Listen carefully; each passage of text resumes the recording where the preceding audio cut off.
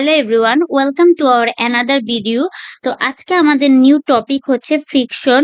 তো ফ্রিকশন বলতে আমরা মূলত ঘর্ষণ বলকে বুঝাই। আমি একটা সিনারিওর মাধ্যমে দেখাই যে ধরো একটা বস্তু আছে, ধরো এই বরাবর হচ্ছে একটা বস্তু ভূমির সাথে আছে। হ্যাঁ, এখন আমি যদি বস্তুকে হচ্ছে এই দিক বরাবর ফোর্স অ্যাপ্লাই করি, ঠিক আছে, তাহলে বস্তু কি হবে? যে আমাদের ভূমি তো সবসময় সমতল অবস্থায় থাকে না, না একটু আঁকা বাঁকা থাকে। তো এই আঁকা বাঁকা থাকার কারণে আমাদের বিপরীত দিকে একটা বল কাজ করে। এই যে মানে আমরা যখন একটা বস্তুকে সামনের দিকে টানি তখন বিপরীত দিকে একটা বল কাজ করে ভূমি অসমতল থাকার কারণে। এই বলটাকে আমরা বলি হচ্ছে ফ্রিকশন ফোর্স বা ঘর্ষণ বল। ঠিক আছে, এইটাকে আমরা বলবো হচ্ছে মেনলি ফ্রিকশন ফোর্স। এখন দেখো, এই ফ্রিকশন ফোর্স এর আমাদের কিছু ম্যাথ আছে। তো তার জন্য আমরা ফ্রিকশন ফোর্স এর কতগুলা কন্ডিশন দেখি বা কতগুলা সিচুয়েশন দেখি। আচ্ছা, আগে একটা সিনারিওতে যাই। এই ধরো এদিকে একটা বস্তু আছে, এদিকে আমি হচ্ছে একটা ফোর্স অ্যাপ্লাই করলাম, অর্থাৎ অ্যাপ্লাইড ফোর্স যেটা প্যারালালি কাজ করে, এই জন্য আমরা এটাকে বললাম হচ্ছে এফপিএস। আচ্ছা, এইখানে আমি একটা হচ্ছে ঘর্ষণ বল, অবভিয়াসলি বিপরীত দিকে আমার ঘর্ষণ বল কাজ করছে। তো আমি এখানে এই ঘর্ষণ বলকে এফএস দিয়ে প্রকাশ করলাম। আর এইদিকে কি আমাদের অভিকর্ষ ত্বরণের কারণে বল তৈরি হচ্ছে, তাহলে এটা হচ্ছে এফ জি নিচের দিকে। আর উপরের দিকে কি হবে? আমাদের নর্মাল যে বল, সরি, নর্মাল যে বল, সেই নর্মাল বলটা হচ্ছে কাজ করবে। আচ্ছা দেখো, এখন আমরা একটা জিনিস জানি আগে, যে আমাদের হচ্ছে নর্মালি ফ্রিকশন হচ্ছে টু টাইপস এর হয়। একটা হচ্ছে স্ট্যাটিক, ঠিক আছে, যেটাকে হচ্ছে আমরা স্ট্যাটিক ফ্রিকশন ফোর্স যেটা, সেটাকে আমরা এফএস দিয়ে প্রকাশ করি। আর আরেকটা হচ্ছে তোমার কাইনেটিক। কাইনেটিক ফ্রিকশনাল ফোর্সকে হচ্ছে আমরা এফ কে দিয়ে প্রকাশ করি। হ্যাঁ, তো সরি। আচ্ছা দেখো, এখানে আমি যেটা করেছি সেটা হচ্ছে তোমার স্ট্যাটিক এফ এস দ্বারা যেহেতু।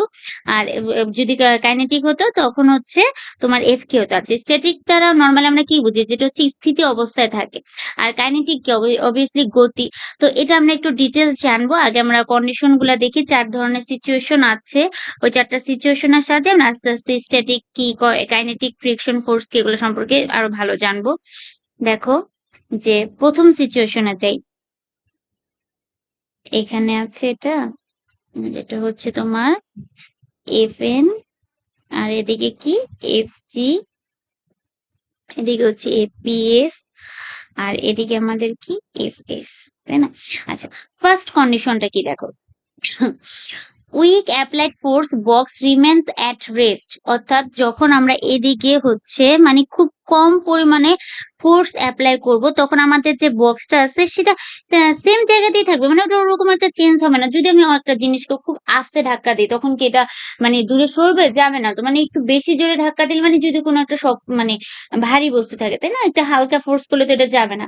তো এটাই বোঝাচ্ছে যে যখন আমরা হচ্ছে খুব উইক বা হালকা ফোর্স করব, তখন হচ্ছে বস্তুটা কি যেখানে আছে ওখানেই প্রায় থেকে যাবে। তো তখন হবে হচ্ছে আমাদের, তখন আমাদের যে অ্যাপ্লাইড ফোর্সটা সেটা হয়ে যাবে হচ্ছে আমাদের যে স্ট্যাটিক, মানে এটা আমাদের যে স্থিতি অবস্থায় আছে, এখনো তো বস্তুটা নড়াচড়া করতেছে না, তার মানে কি স্থিতি অবস্থায় আছে।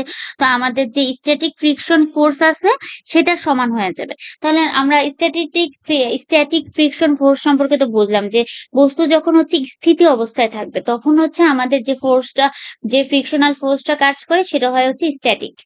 আচ্ছা, তারপরে দেখো 2 নাম্বার সিচুয়েশন কি বলেছে, যে নো অ্যাপ্লাইড ফোর্স ওয়ার্কস এট রেস্ট, নো ফ্রিকশনস। আচ্ছা, এখানে তো তাও মনে করো যে যখন হচ্ছে আমি কি করব, এই প্রথমটার ক্ষেত্রে কি ছিল, যখন একটু হালকা করে একটু ফোর্স দিয়েছিলাম তখন আমাদের কি একটু হালকা হালকা ঘর্ষণ, হ্যাঁ বস্তুটা নড়ে নাই কিন্তু একটু হালকা ঘর্ষণ তৈরি হয়েছে, তাই না? বাট যখন হচ্ছে আমরা কোনো বলই প্রয়োগ করব না বস্তুর উপর, কোনো বল প্রয়োগ করে বস্তুটাকে আমি সামনের দিকে নেওয়ার ট্রাই করতেছি না, তার মানে কি সেখানে আমার কোনো ঘর্ষণও তৈরি হচ্ছে না, সেখানে কোনো আমার বাধাও তৈরি হচ্ছে না।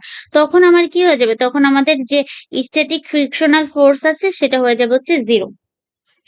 তারপরে দেখো থার্ড কন্ডিশন, এখানে কি বলেছে যে stronger applied force box just about to slide, অর্থাৎ যখন হচ্ছে আমি এবার এতক্ষণকে আমি প্রথম হচ্ছে আসতে দিলাম, তারপরে হচ্ছে আমি কোনো ধাক্কাই দিই নি, তারপরে 3 নাম্বারে কি করব, আমি এখন মানে জোরে ধাক্কা দিব, মানে মাত্র মানে নড়তে নিবে এমন একটা অবস্থা তৈরি হবে, মানে ধাক্কা দেওয়ার সাথে সাথেই হচ্ছে যে নড়ে দাঁড়ানো একটু তো টাইম লাগে না, ন্যানো সেকেন্ড বা কিছু একটা, ওই টাইমটাকে আমরা হচ্ছে টার্গেট করব। তো তখন কি হয়ে যাবে, সেটাই কি আমাদের ম্যাক্সিমাম স্ট্যাটিক ফোর্স হবে, তাই না? কারণ ওইটাই হচ্ছে লাস্ট স্থিতি অবস্থায় থাকে। তারপরে কি হয়, ঢাকা দেওয়ার কারণে অনেক জোরে ঢাকা দেওয়ার কারণে কি হবে, সেটা গতিশীল হয়ে যাবে। কিন্তু আমাদের লাস্ট স্থিতি অবস্থাটাকে আমরা হচ্ছে ম্যাক্স বলবো, যে সবচেয়ে বেশি যে অবস্থায় হচ্ছে, যে বলের কারণে হচ্ছে ফিক্সড, মানে ওই জায়গাতেই ছিল, স্থিতি অবস্থায় ছিল। তো এটার জন্য একটা সূত্র আছে, যেটা হচ্ছে মিউ এস আর হচ্ছে এফ এন, এটা হচ্ছে একটা ফর্মুলা। স্ট্যাটিক ফ্রিকশনাল ফোর্স যখন ম্যাক্স হয় তখন এটা হচ্ছে ফর্মুলা, আর এইটাকে আমরা মিউ এস কে আমরা বলি হচ্ছে coefficient of static function, sorry friction. এটাকে কি বলি, যে কোএফিসিয়েন্ট অফ স্ট্যাটিক ফ্রিকশন। আচ্ছা, আর এটা তো আমরা নর্মাল বল, যেটা আমরা জানি নর্মাল ফোর্স। আচ্ছা, এখন দেখো 4 নাম্বার কন্ডিশন। 4 নাম্বার কন্ডিশনে কি বলেছে, যে box sliding approximately constant speed, অর্থাৎ এবার কি বক্সটার স্থিতি অবস্থায় রইলো না, বক্সটা কি হয়েছিল, গতিশীল হয়ে গেল। তো তখন এটার ফর্মুলা হবে হচ্ছে এফ কে, অর্থাৎ তখন সেটা কি হয়ে যাবে, কাইনেটিক ফ্রিকশনাল ফোর্স, অর্থাৎ গতিশীল ফ্রিকশন কাজ করবে সেখানে। এটার ফর্মুলা হচ্ছে মিউ কে এফ এন, এটা একটা ফর্মুলা, এটা মনে রাখবে। আর এটাকে দ্বারা আমরা বুঝি হচ্ছে কোফিসিয়েন্ট অফ কাইনেটিক ফ্রিকশন, এটা হচ্ছে স্ট্যাটিক ফ্রিকশন আর এটা হচ্ছে কাইনেটিক ফ্রিকশন, দুইটা হচ্ছে কোফিসিয়েন্ট, ঠিক আছে? ওকে, এই 4টা কন্ডিশন আমাদের ম্যাথ করার ক্ষেত্রে কাজে লাগবে। তো আচ্ছা, আসো আমরা একটা ম্যাথের দিকে যাই। আচ্ছা, এই ম্যাথটা দেখো, the floor of a railroad flat car is loaded with loose crates having a coefficient of static friction 0.25 with the floor. If the train is initially moving at a speed of 48 km per hour, in how short a distance can be the train be stopped at a constant acceleration without causing the crates to slide over the floor? এখানে কি চেয়েছে, mainly ওরা how short of a distance, তার হচ্ছে distance চেয়েছে, যখন কখন ট্রেনটাকে stop করা যাবে, মানে কতটুকু ডিস্টেন্সে। আচ্ছা, ফার্স্টে দেখো আমরা একটা সিনারি ইমাজিন করি, যে ধরো এদিকে হচ্ছে একটা ক্রেটস আছে, তাহলে আমরা এখানে একটা অ্যাপ্লাইড ফোর্স করলাম, সেটা কি আমাদের অবভিয়াসলি এফপিএস। আর এখানে হচ্ছে আমাদের কি কাজ করবে, ঘর্ষণ বল, যেটা হচ্ছে এফ এস। আর এখানে আমাদের এটা কি কাজ করে, এফ এন, আর এদিকে কি কাজ করে, এফ জি, যেটা আমরা একটু আগে শিখে আসলাম, তাই না? এখন দেখো এখানে কি বলেছে, একটা লাইন দেখো, যে since the crates are not sliding, যেহেতু স্লাইড করতেছে না, the net force of on the crates along horizontal axis is zero, অর্থাৎ যেহেতু এই ক্রেটসটা হচ্ছে স্লাইড করে না, যেহেতু স্লাইড করে না, তাহলে কি বোঝাচ্ছে, যে এক্স এক্সিস বরাবর আমাদের যে নেট ফোর্স থাকবে, অর্থাৎ আমাদের যে এফ থাকবে, সেই এফটা কি হবে, জিরো হবে। কি বলছে বুঝছো, যে যখন হচ্ছে এই ক্রেটটা হচ্ছে কি করে না, স্লাইড করবে না, একদম স্থিতি অবস্থায় থাকবে, তখন আমরা বলতে পারি যে এই এক্স এক্সিস বরাবর আমাদের যে নেট ফোর্স, সেটা কি হবে, জিরো হবে। তাহলে আমাদের এই এফটা অ্যাকচুয়ালি কি, আমাদের লব্ধি বল। এখন আমরা লব্ধি বলটা কিভাবে বের করবো, দেখো F F S, sorry, x axis বরাবর আমাদের কি কি বল কাজ করতেছে, এফপিএস কাজ করছে, আর হচ্ছে এফ এস কাজ করতেছে, তাই না? তো আমরা ফার্স্টে এখানে এফ ইকুয়ালস টু জিরো, তো আমরা ফার্স্ট এখানে লিখি যে এফ ইকুয়ালস টু জিরো, তো এটা হচ্ছে আমাদের নেট বল যেহেতু, তাহলে আমাদের এখানে এখানে কি কি বল কাজ করছিল, এফপিএস আর হচ্ছে এফ এস, তাই না? তাহলে দেখো এখানে আমরা লিখি যে এফ পি এস, এবার প্লাস এখানে দেখো F S equals to zero. এখন এটাই তো মেনলি বুঝাচ্ছে, তাই না, যে লব্ধি বল, যে কারণ হচ্ছে এফ এক্সিস বরাবর আমার এই দুটো বল কাজ করতেছে। কিন্তু এখানে একটা কাহিনী আছে, কাহিনীটা কি, যে এই ক্রেটটা তো হচ্ছে স্থিতি অবস্থায় থাকবে না, এই ক্রেটটা অবশ্যই হচ্ছে তোমার গতিশীল হবে, অর্থাৎ মানে এটা গতিশীল না হলে তো এখানে মতো ত্বরণ কাজ করবে না, তাই না? আমাদের তো এখানে বলছে যে কনস্ট্যান্ট এক্সিলারেশনের মধ্যে এটা যাচ্ছে। তো আমাদের এটা কি, ম্যাক্স যে স্থিতি অবস্থা, সেই স্থিতি অবস্থায় হচ্ছে আমাদেরকে যেতে হবে, যে ওই ম্যাক্স স্থিতি অবস্থা থেকে হচ্ছে আমাদের মেনলি কি, তারপরে যে হচ্ছে গতিশীল হয়, তাই না? তার আগে তো আর হওয়া পসিবল না। তো আমাদের এটা তো টোটালি স্থিতি থাকতেছে না, এটা এক পর্যায়ে যে গতিশীল হচ্ছে। তো আমাদের কিন্তু এখানে ভ্যালু দেওয়াও আছে, যে দেখো এই যে আমি তোমার বলতেছি যে এপিএস এই যে ভ্যালু কোথায় দেওয়া আছে, এই যে স্ট্যাটিক ফ্রিকশন অর্থাৎ মিউ এস এর গতি, এই তোমার ফ্রিকশন কি বলে এটাকে, কোফিশিয়েন্ট অফ স্ট্যাটিক ফ্রিকশনের হচ্ছে ভ্যালু দেওয়া আছে 0.25, তাই না? তো এখন দেখো এপিএস প্লাস এফএস না, এটা এফএস এর বদলে এটা কি হবে, এটা হবে হচ্ছে এফএস ম্যাক্স হবে। কারণ কি বললামই তো যে এটা হচ্ছে একসময় যে গতির তৈরি হবে তাই জন্য। এখন ইকুয়ালস টু 0। এখন এটার আগে একটা মাইনাস চিহ্ন হবে। এখন এটা তোমরা বলবা যে কেন মাইনাস হবে। দেখো এখানে এপিএস টা কত কোণ বরাবর কাজ করতেছে, এইদিকে যাচ্ছে, তাই না? আর এফএস টা কোথায় কাজ করতেছে, এই বরাবর কাজ করছে। তো যেহেতু বিপরীত দিকে কাজ করতেছে তার জন্য এফএস এর আগে হচ্ছে আমাদের একটা মাইনাস চিহ্ন হবে, অর্থাৎ এফএস ম্যাক্স এর আগে হচ্ছে একটা মাইনাস চিহ্ন বসবে। তাহলে দেখো এখন আমরা এটাকে তাহলে কি লিখতে পারি, APS minus FS max equals to 0, এটা লেখা যায়। এখান থেকে আবার কি লেখা যায়, APS equals to FS max লেখা যায়, তাই না? আর এই এপিএস এর বদলে আমরা লিখতে পারি, এই এপিএস এর বদলে আমরা কি লিখতে পারি, এম এ লিখতে পারি, এফ ইকুয়ালস টু এম এ, তাই না? তাহলে এফ এস ম্যাক্স এর আমরা ফর্মুলা শিখে আসছি একটু আগে। দেখো এফ এক্স ম্যাক্স এর ফর্মুলা কি, mu S M F N.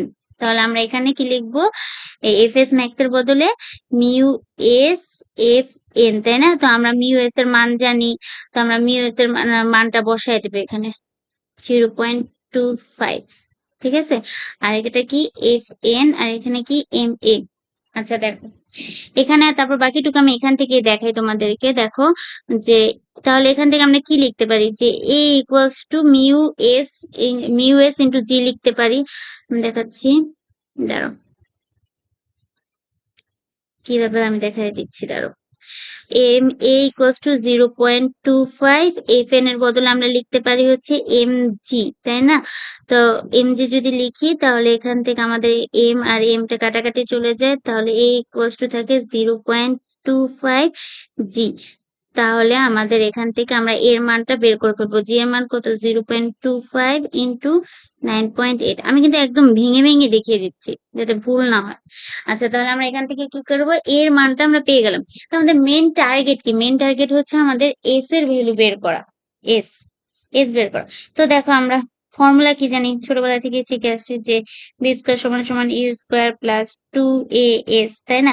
তো এখানে এরটা না মাইনাস হবে, এটা কেন মাইনাস হবে, কারণ দেখো আমাদের ত্বরণ কাজ করছে হচ্ছে কোথায়, আমাদের এই তো, হ্যাঁ আমাদের ত্বরণ কাজ করছে হচ্ছে এই দিক বরাবর, হ্যাঁ। আর আমাদের এপিএস অ্যাপ্লাইড ফোর্সটা কাজ করছে হচ্ছে এই দিক বরাবর। তো এটাও যেহেতু বিপরীত, তো এখানে কি হবে, আমাদের নেগেটিভ হবে। B square equals to U square, তারপর হচ্ছে মাইনাস 2as হবে, ঠিক আছে? তাহলে একটা জিনিস দেখো, আমাদের কিন্তু এখানে শেষ বেগ, যেহেতু ট্রেনটা স্টপ হয়ে যাবে, তাই না? তাহলে আমাদের শেষ বেগ কি, শেষ বেগ হচ্ছে আমাদের 0। আর এখানে কতটুকু আদি বেগ নিয়ে ওরা শুরু করেছিল, আচ্ছা দেখো এখানে হচ্ছে আদিবেগটা কোশ্চেনে দেওয়া নেই, কিন্তু এখানে ওরা 13.33 ধরেছে। আই থিঙ্ক এখানে ভুল আছে, এখানে আদিবেগটা দেওয়া থাকবে, ঠিক আছে? এখানে আমাদের শেষ বেগ হচ্ছে 0, তাহলে আমাদের যে আদিবেগ সেটা অবভিয়াসলি আমাদের দেওয়া থাকবে কোশ্চেনে, এখানে দেওয়া নেই, বাট ওরা অ্যান্সারে লিখেছে, তো আমরা এটাই কাউন্ট করি এখানে। 13.33 হোল স্কোয়ার মাইনাস 2 ইন্টু আমরা এর মান পেয়েছি আগের ম্যাথটা থেকে যে কত আসে, এটা মাল্টিপল করলে আসে হচ্ছে 2.45।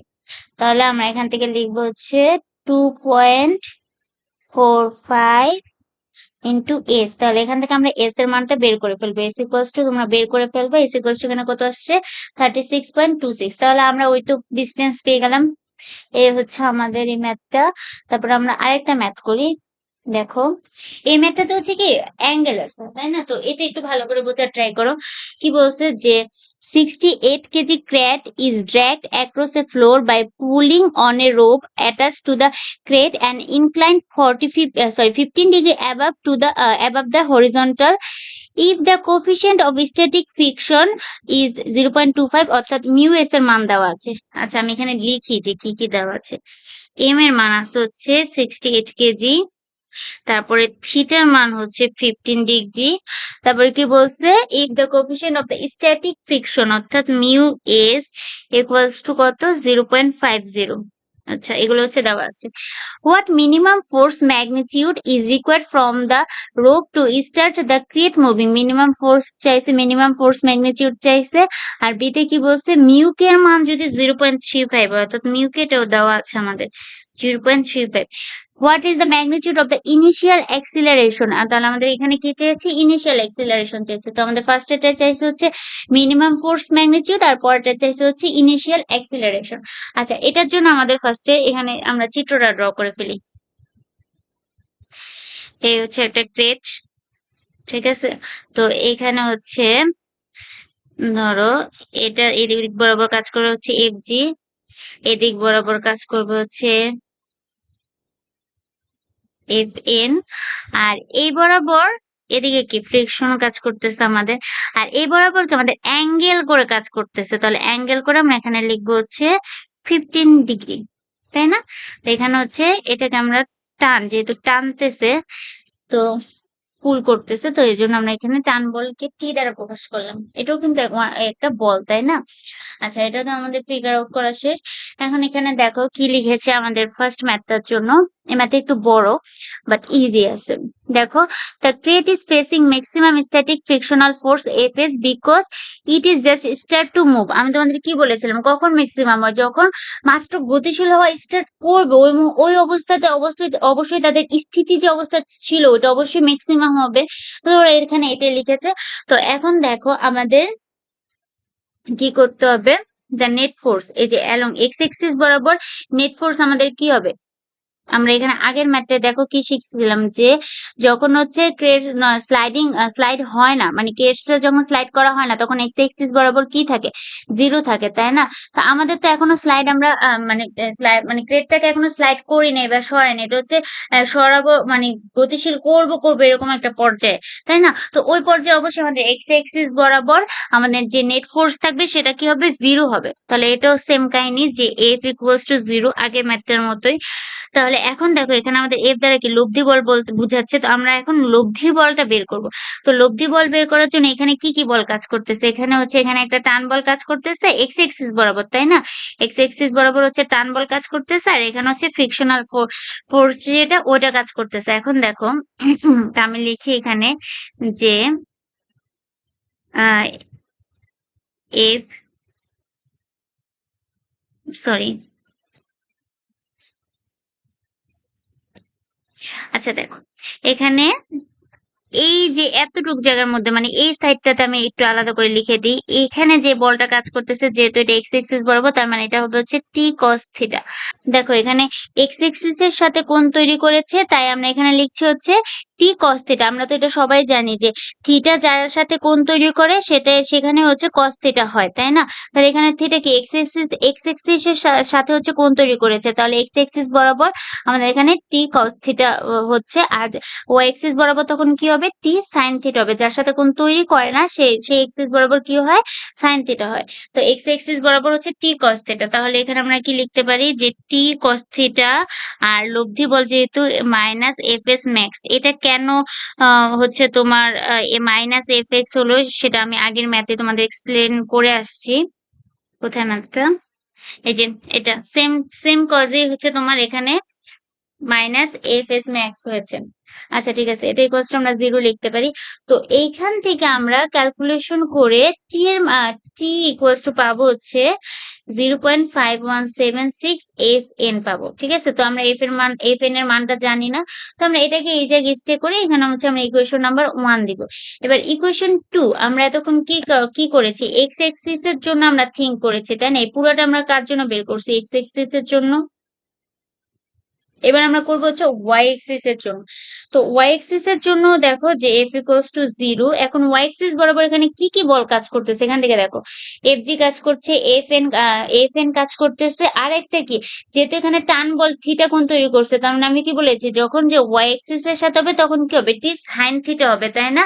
তাহলে এখানে মোট কি কি বল কাজ করতেছে, T sine theta, F N আর হচ্ছে এফ জি।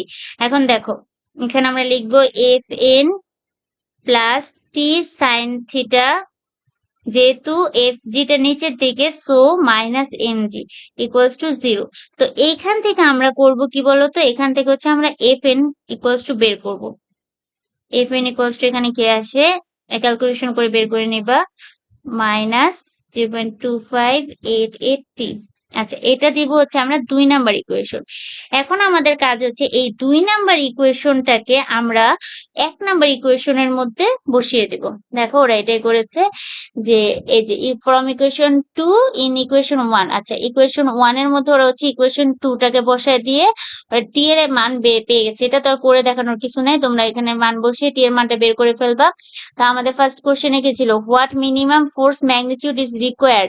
তাহলে মিনিমাম ফোর্স ম্যাগনিটিউড তার মানে কি এখানে টি দ্বারা একটা টান বোঝাচ্ছে, অর্থাৎ ম্যাগনি কি বলে মিনিমাম ফোর্স ম্যাগনিটিউড অর্থাৎ টেনশন যেটা ওখানে এখানে হচ্ছে মিনিমাম ফোর্স ম্যাগনিটিউড হিসেবে কাজ করতেছে, তাই না? তাহলে এখানে আমাদের টেনশনের মান চেয়েছিল, আমরা টেনশনের মান বের করে দিছি, শেষ। এখন দেখো বিতে ওরা কি চাইছে যে if UK is 0.35 what is the magnitude of the initial acceleration. অর্থাৎ তারা এখানে কিসের মান চাইছে, অ্যাক্সিলারেশনের মান চাইছে। তার জন্য আমাদের কি করতে হবে, দেখো আমাদের এখানে এক্স এক্সিস এর একটা ফর্মুলা আছে, এই ফর্মুলাটা মনে রাখবা। এই ফর্মুলাটা হচ্ছে যখন আমাদেরকে কি চাবে কোশ্চেনে, যে ইনিশিয়াল অ্যাক্সিলারেশন চাবে, তখন এই ফর্মুলাটা মনে রাখবা যে T cos theta minus f k equals to m a. এটা যদি তোমরা বুঝতে চাও তাহলে ওই সেম কথাই আমি বলবো, যে ধরো এখানে তো ক্রেস্টটা ছিল, তাই না?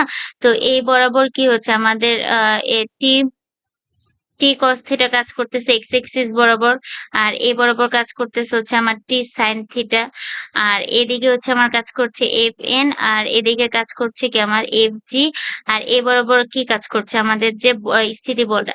এখন এইখানে আমরা এই আগেরটায় আমরা কি করেছিলাম, এক্স এক্সিস বরাবর এফ ইকুয়ালস টু 0 লিখে দিয়েছিলাম, বাট এইখানে actually f equals to m a হয়েছে। আচ্ছা, এখানে f equals to m a কেন, মানে 0 না হয়ে এম এ কেন হলো? কারণ আমি 0 কখন হয়, যখন হচ্ছে ক্র্যাকটা হচ্ছে স্লাইডে হয় না, বা অর্থাৎ নট স্লাইডিং অবস্থায় থাকে, তাই না? বাট এখানে আমাদের কি হচ্ছে, মানে এই ম্যাথটা যখন এক্সিলারেশন বা ত্বরণ তৈরি হয়, তখন অবশ্যই আমাদের যে ক্রেট আছে, মানে যে বস্তুটা আছে, সেটা অবশ্যই হচ্ছে কি হবে, স্লাইড হবে। তো স্লাইড হওয়ার কারণে সেখানে তোমার অবভিয়াসলি তোমার লব্ধি বল 0 হবে না, এখানে বল লব্ধি বল কাজ করবে হচ্ছে এম এ, মানে পুরো বলটাই কাজ করবে, তাই না? তাহলে এই জন্য আমরা 0-র বদলে এখানে পুরো বলটাই লিখেছি, অর্থাৎ এম এ লিখেছি। আর এখানে দেখো টি cos থিটা এফ কে, অর্থাৎ এ কে কি কাইনেটিক না, তো মানে অর্থাৎ গতিশীল। তাহলে আমি তো সেটাই বললাম যে আমাদের স্লাইড যখন নট স্লাইডিং ছিল তখন 0 হচ্ছিল, বাট এখানে কি গতিশীল হওয়ার কারণে হচ্ছে তোমার এম এ হলো। তাহলে এটাই, তাহলে আমাদের এখন লব্ধি বলে আমরা কি লিখতে পারি, এফ এর বদলে যে টি cos থিটা যেহেতু এক্স এক্সিস বরাবর, তাই না? তাহলে টি cos থিটা মাইনাস এখানে যেহেতু গতিশীল অবস্থা আছে, so f k equals to m a. তো এটা মুখস্থ না করে তুমি লজিক্যালি বুঝলেও বুঝতে পারো, সমস্যা নেই। দেন আর কি, এটার মধ্যে তুমি হচ্ছে এফ কে এর ফর্মুলা আমরা জানি, যে টি cos থিটা লিখলাম মাইনাস এফ কে এর ফর্মুলা তুমি লিখতে পারো মিউ কে, আর হচ্ছে এফ এন, এটা ফর্মুলা আমরা জানি, এটা আমরা শিখে আসছি। এই যে এই যে এখানে শিখে আসছি, এই ফর্মুলাটা আমি অ্যাপ্লাই করেছি। তো যাই হোক, এখানে সবগুলা মান বসাবা, মান বসিয়ে আস্তে আস্তে করে এর মানটা পেয়ে যাবে। এই ক্যালকুলেশন তোমরা নিজেরাই করে নিতে পারবে। আচ্ছা, থ্যাংক ইউ। তাহলে আজকে এই পর্যন্তই। সবাই এগুলো ভালো করে বেশি বেশি করে প্র্যাকটিস করো। Stay tune with us. Thank you.